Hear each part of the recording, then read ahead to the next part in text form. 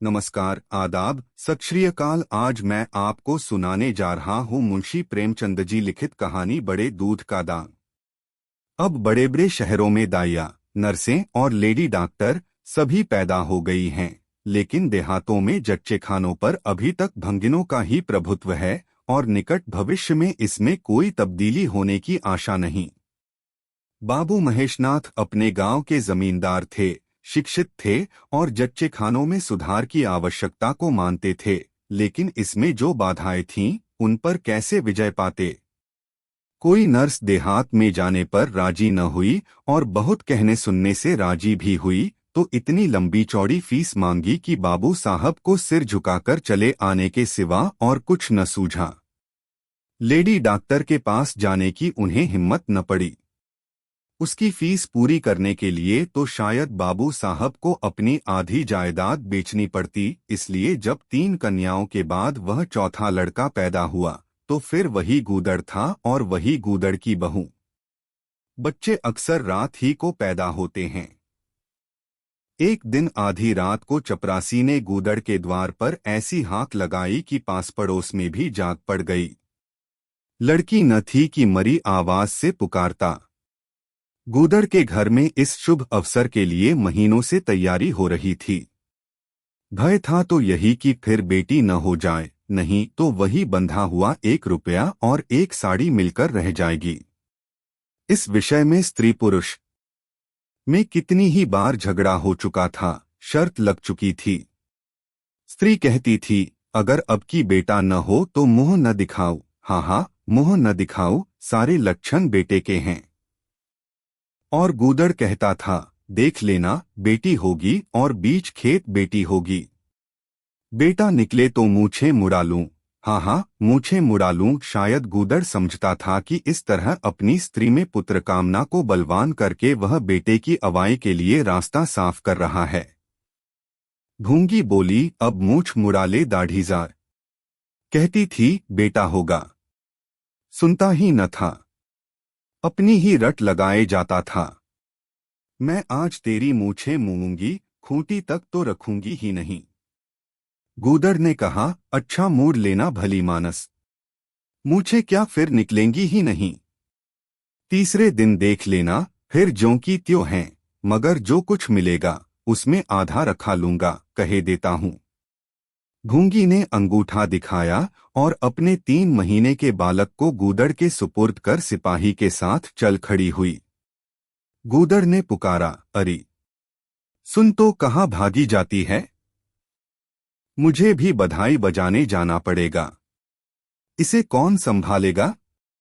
भूंगी ने दूर ही से कहा, इसे वहीं धरती पर सुला देना, मैं आके दूध पिला जाऊंगी। महेशनाथ के यहाँ अब भी भूंगी की खूब खातिरदारियां होने लगीं।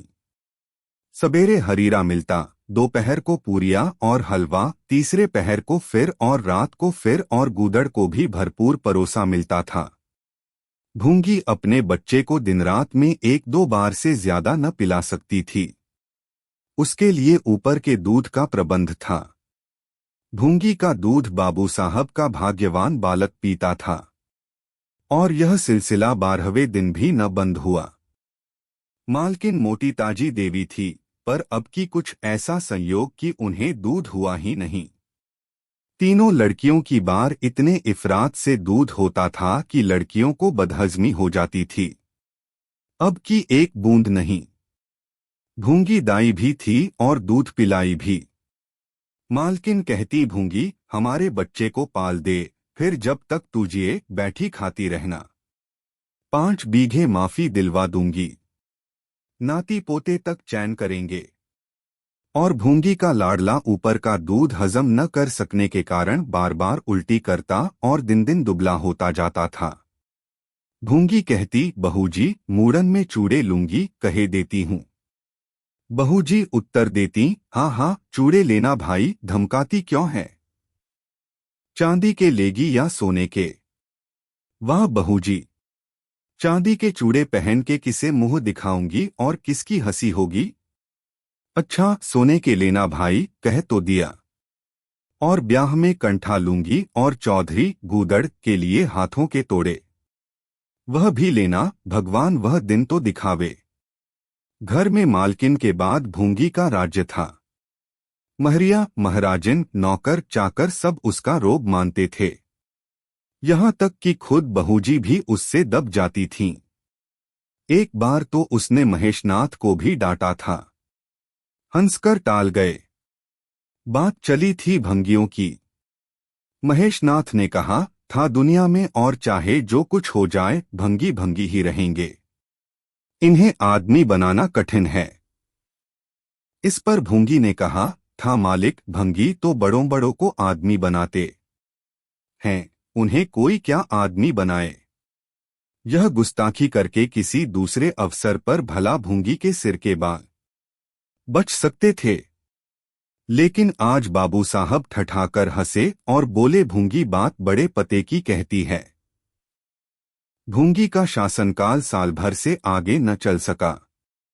देवताओं ने बालक के भंगिन का दूध पीने पर आपत्ति की। मोटेराम शास्त्री तो प्रायश्चित का प्रस्ताव कर बैठे। दूध तो छुड़ा दिया गया, लेकिन प्रायश्चित की बात हंसी में उड़ गई। महेशनाथ ने फटकार कर कहा, प्रायश्चित की खूब कही शास्त्री जी, कल तक उसी भंगिन का खून पीकर पला, अब उसमें छूत घुस गई। वाह रे आपका धर्म। शास्त्री जी शिखा फटकार कर बोले, यह सत्य है, वह कल तक भंगिन का रक्त पीकर पला, मांस खाकर पला, यह भी सत्य है, लेकिन कल की बात कल थी, आज की बात आज। जगन्नाथपुरी में छूत अछूत सब एक पंगत में खाते हैं, पर यहाँ तो नहीं खा सकते। बीमारी में तो हम भी कपड़े पहने खा लेते हैं, खिचड़ी तक खा लेते हैं बाबूजी, लेकिन अच्छे हो जाने पर तो नेम का पालन करना ही पड़ता है। आपद्धर्म की बात न्यारी है। तो इसका यह अर्थ है कि धर्म बदलता रहता है, भी कुछ कभी कुछ। और क्या?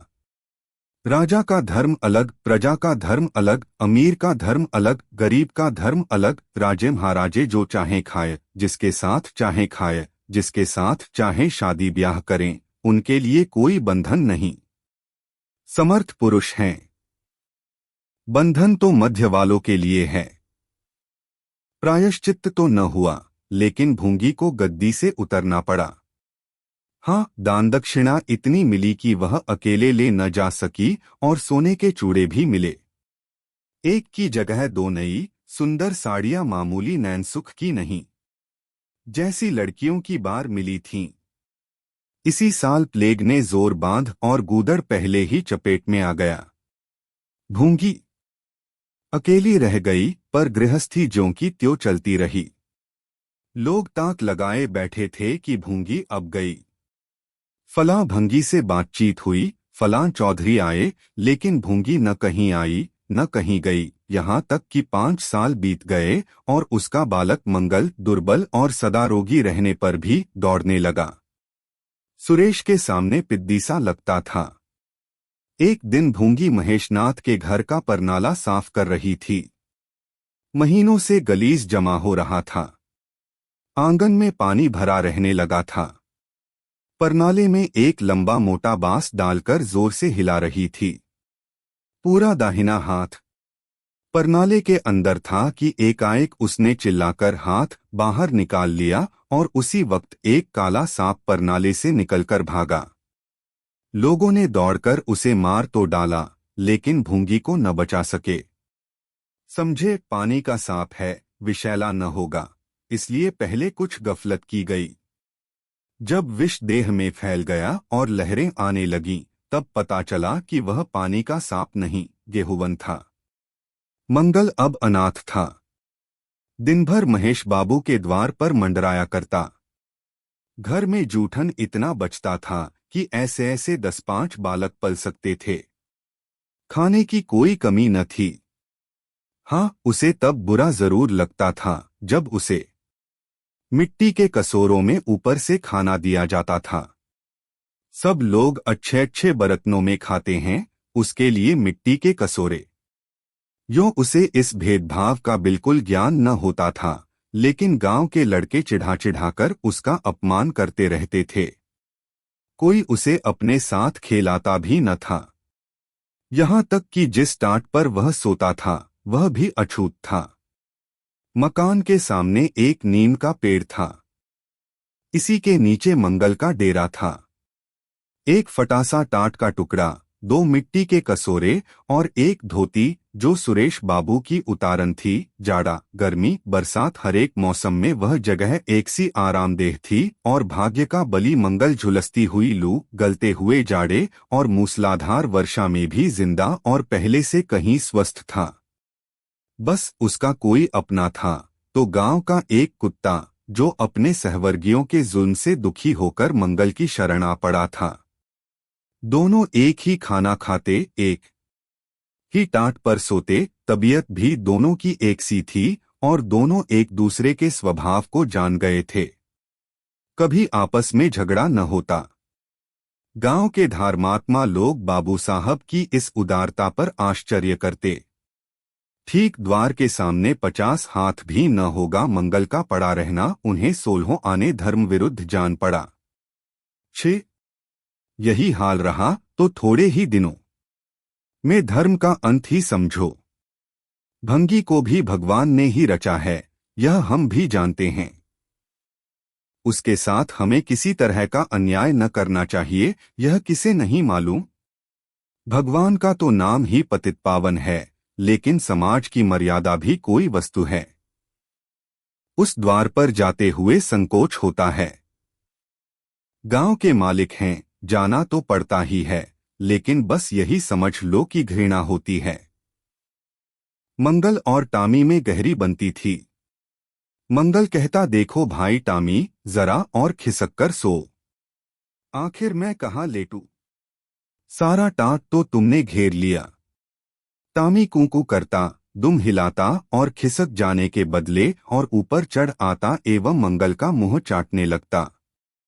शाम को वह एक बार रोज अपना घर देखने और थोड़ी देर रोने जाता। पहले साल फूस का छप्पर गिर पड़ा, दूसरे साल एक दीवार गिरी और अब केवल आधी आधी दीवारें खड़ी थीं, जिनका ऊपरी भाग नोकदार हो गया था। यही उसे स्नेह की संपत्ति मिली थी। वही स्मृति ही आकर्षण, वही प्यार उसे एक बार उस उजड़ में खींच ले जाता था और टामी सदैव उसके साथ होता था। मंगल नोकदार दीवार पर बैठ जाता और जीवन के बीते और आने वाले स्वप्न देखने लगता और बार बार उछलकर उसकी गोद में बैठने की असफल चेष्टा करता। एक दिन कई लड़के खेल रहे थे। मंगल भी पहुंचकर दूर खड़ा हो गया। या तो सुरेश को उस पर दया आई या खेलने वालों की जोड़ी पूरी न पड़ती थी, कह नहीं सकते। जो कुछ भी हो, तजवीज की कि आज मंगल को भी खेल में शरीक कर लिया जाए। यहाँ कौन देखने आता है? क्यों रे मंगल, खेलेगा? मंगल बोला, ना भैया, कहीं मालिक देख लें तो मेरी चमड़ी उधोड़ दी जाए। तुम्हें क्या, तुम तो अलग हो जाओगे। सुरेश ने कहा, तो यहाँ कौन आता है देखने बे? चल हम लोग सवारसवार खेलेंगे। तू घोड़ा बनेगा, हम लोग तेरे ऊपर सवारी करके दौड़ाएंगे। मंगल ने शंका की, मैं बराबर घोड़ा ही रहूंगा कि सवारी भी करूंगा, यह बता दो। यह प्रश्न टेढ़ा था। किसी ने इस पर विचार न किया था। सुरेश ने एक क्षण विचार करके कहा, तुझे कौन अपनी पीठ पर बिठाएगा, सोच। आखिर तू भंगी है कि नहीं? मंगल भी कड़ा हो गया। बोला, मैं कब कहता हूं कि मैं भंगी नहीं हूं, लेकिन तुम्हें मेरी ही माँ ने अपना दूध पिलाकर पाला है। जब तक मुझे भी सवारी करने को न मिलेगी मैं घोड़ा न बनूंगा। तुम लोग बड़े चघड़ हो। आप तो मजे से सवारी करोगे और मैं घोड़ा ही बना रहूं। सुरेश ने डांटकर कहा, तुझे घोड़ा बनना पड़ेगा और मंगल को पकड़ने दौड़ा। मंगल भागा। सुरेश ने दौड़ाया। मंगल ने कदम और तेज किया। सुरेश ने भी जोर लगाया, मगर वह बहुत खा खाकर थुलथुल हो गया था और दौड़ने में उसकी सांस फूलने लगती थी। आखिर उसने रुककर कहा, आकर घोड़ा बनो मंगल, नहीं तो कभी पा जाऊंगा तो बुरी तरह पीटूंगा। तुम्हें भी घोड़ा बनना पड़ेगा। अच्छा हम भी बन जाएंगे। तुम पीछे से निकल जाओगे। पहले तुम घोड़ा बन जाओ। मैं सवारी कर लूं, फिर मैं बनूंगा। सुरेश ने सचमुच चकमा देना चाहा था। मंगल का यह मुतालबा सुनकर साथियों से बोला, देखते हो इसकी बदमाशी भंगी है न। तीनों ने मंगल को घेर लिया और उसे जबरदस्ती घोड़ा बना दिया। सुरेश ने चटपट उसकी पीठ पर आसन जमा लिया और टिक टिक करके बोला, चल घोड़े चल। मंगल कुछ देर तक तो चला, लेकिन उस बोझ से उसकी कमर टूटी जाती थी। उसने धीरे से पीठ सिकोड़ी और सुरेश की रान के नीचे से सरक गया। सुरेश महोदय लद से गिर पड़े और भोंपू बजाने लगे। माँ ने सुना, सुरेश कहीं रो रहा है। सुरेश कहीं रोए तो उनके तेज कानों में जरूर भनक पड़ जाती थी और उसका रोना भी बिल्कुल निराला होता था, जैसे छोटी लाइन के इंजन की आवाज। महरी से बोली, देख तो सुरेश कहीं रो रहा है, पूछ तो किसने मारा है। इतने में सुरेश खुद आंखें मलता हुआ आया। उसे जब रोने का अवसर मिलता था तो माँ के पास फरियाद लेकर जरूर आता था। माँ मिठाई या मेवे देकर आंसू पोंछ देती थीं। आप थे तो 8 साल के, मगर थे बिल्कुल गावदी। हद से ज्यादा प्यार ने उसकी बुद्धि के साथ वही किया था जो हद से ज्यादा भोजन ने उसकी देह के साथ। माँ ने पूछा, क्यों रोता है सुरेश, किसने मारा। सुरेश ने रोकर कहा, मंगल ने छू दिया। माँ को विश्वास न आया। मंगल इतना निरीह था कि उससे किसी तरह की शरारत की शंका न होती थी, लेकिन जब सुरेश कस्में खाने लगा तो विश्वास करना लाजिम हो गया। मंगल को बुलाकर डांटा, क्यों रे मंगल, अब तुझे बदमाशी सूझने लगी। मैंने तुझसे कहा था सुरेश को कभी मत छूना, याद है कि नहीं, बोल। मंगल ने दबी आवाज से कहा, याद क्यों नहीं है।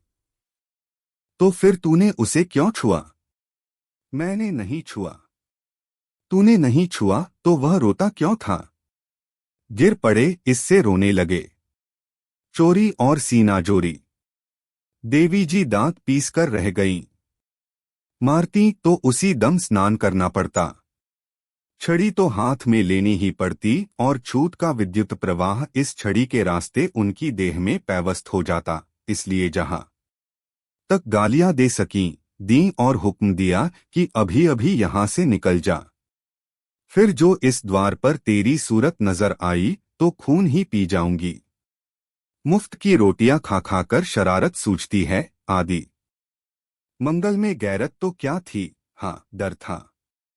चुपके से अपने सकोरे उठाए, टाट का टुकड़ा बगल में दबाया, धोती कंधों पर रखी और रोता हुआ वहां से चल पड़ा। अब वह यहां कभी न आएगा। यही तो होगा कि भूखों मर जाएगा। क्या हरज है। इस तरह जीने से फायदा ही क्या। गांव में उसके लिए और कहां ठिकाना था। भंगी को कौन पनाह देता। उसी खंडहर की ओर चला जहां भले दिनों की स्मृतियां उसके आंसू पोंछ सकती थीं और खूब फूट फूट कर रोया। उसी क्षण टामी भी उसे ढूंढता हुआ पहुंचा और दोनों फिर अपनी व्यथा भूल गए। लेकिन ज्यों-ज्यों दिन का प्रकाश क्षीण होता जाता था, मंगल की ग्लानि भी क्षीण होती जाती थी। बचपन को बेचैन करने वाली भूख देह का रक्त पी पी कर और भी बलवान होती जाती थी। आंखें बार बार कसोरों की ओर उठ जातीं। वहां अब तक सुरेश की जूठी मिठाइयां मिल गई होतीं। यहाँ क्या धूल फाके। उसने टामी से सलाह की, खाओगे क्या टामी। मैं तो भूखा लेट रहूंगा। टामी ने कूकू करके शायद कहा, इस तरह का अपमान तो जिंदगी भर सहना है। यों हिम्मत हारोगे तो कैसे काम चलेगा। मुझे देखो न कभी। किसी ने डंडा मारा, चिल्ला उठा, फिर जरा देर बाद दुम हिलाता हुआ उसके पास जा पहुंचा। हम तुम दोनों इसीलिए बने हैं भाई, मंगल ने कहा, तो तुम जाओ, जो कुछ मिले खा लो, मेरी परवाह न करो। टामी ने अपनी श्वान भाषा में कहा, अकेला नहीं जाता, तुम्हें साथ लेकर चलूंगा। मैं नहीं जाता। तो मैं भी नहीं जाता। भूखों मर जाओगे तो क्या तुम जीते रहोगे? मेरा कौन बैठा है जो रोएगा?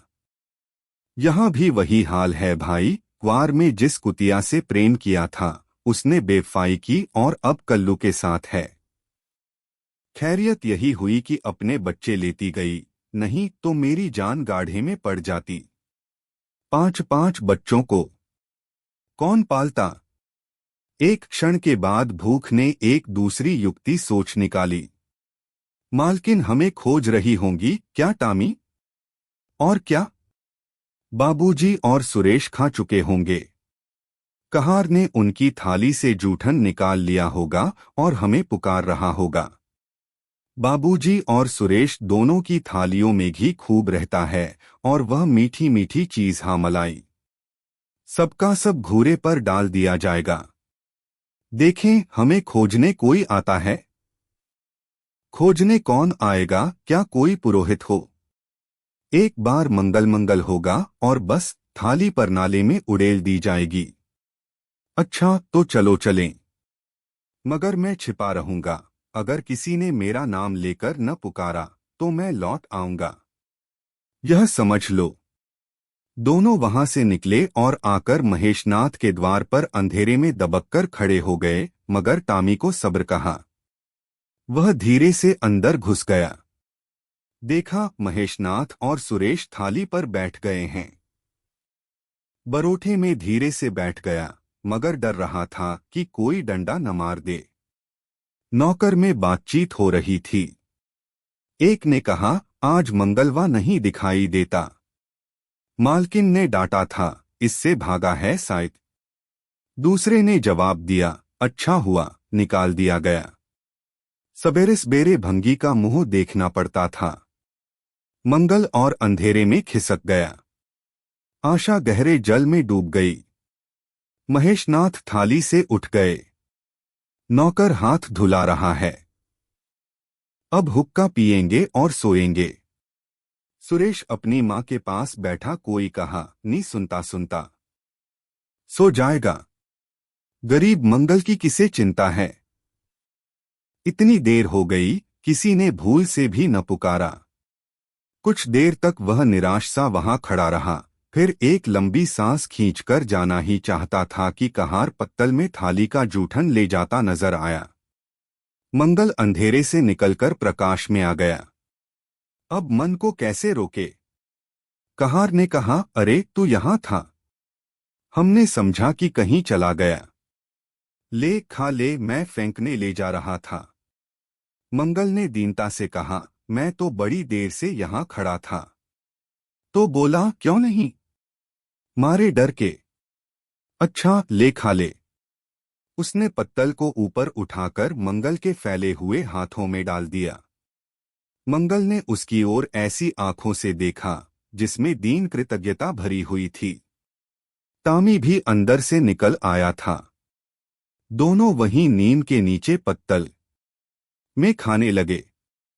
मंगल ने एक हाथ से टामी का सिर सहलाकर कहा, देखा पेट की आग ऐसी होती है।